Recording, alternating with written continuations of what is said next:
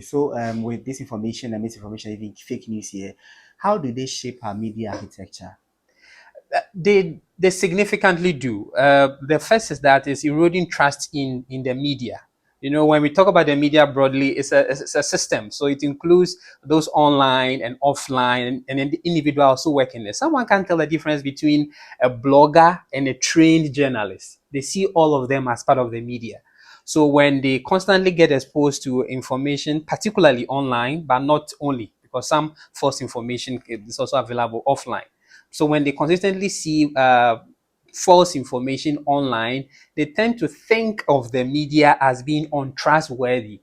Okay, and this affects the credibility of even the established media organizations. The other challenge is that when the false stories are created and shared online, they have a likelihood of being shared offline. Particularly, some established media organizations, in a hurry, in a haste, not doing due diligence, also pick these false information. So it has a way of affecting them too. And this, discredits the entire media system and affects trust in the media. The other part is that when those in authority, I'm talking about the regulators, when they constantly see people in the media make some of these mistakes, they tend to want to introduce draconian measures, trying to regulate speech more strictly. And this significantly affects the media system, which includes us, because we citizens also rely on the media. Yeah. Okay. In your submission, you did mention that a media house in a haste to also get the news out there. We have heard the same fine, but for the benefit of those on GIG campus or studying communication in line with journalism, do hear in lecture halls or during lectures that as a media house, you don't be in a haste to post, you need to verify and all that. What do you say to this particular notion or assertion that with a particular media house, when there's a news break, you do not wait to get the facts on the news or whatever it says, but you tend to just publish it because you think it's vital or it has happened to an important person in society and all that. What do you say to it? And do things or such things normally happen in this day and age? Yes, sad things happen because the media environment is competitive, is intensely competitive. From radio to newspaper to television to online, there are so many options and they are all vying for our attention.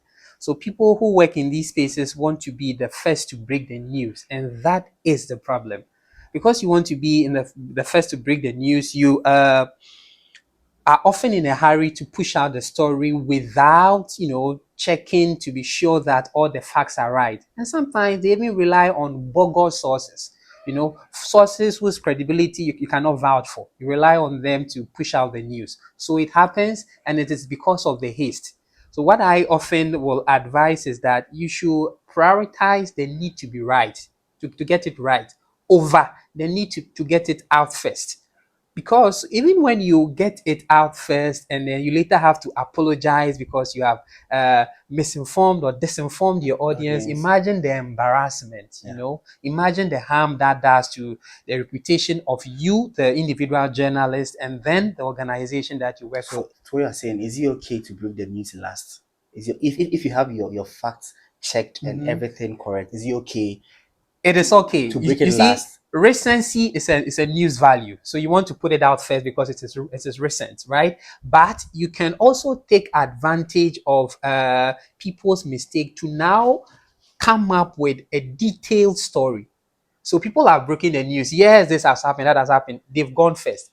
But often because they are in a hurry, they might not be able to provide as much detail about the story as possible. So when you later do a detailed investigation, cross-check all the facts, you can bring up even angles that have not been unexplored. It doesn't necessarily mean that every time the story breaks, oh, sit down and wait and be the last to break it. No, but when you share the story, you must be sure and you must have done your homework well such that you bring up other angles of the story that have been left unexplored.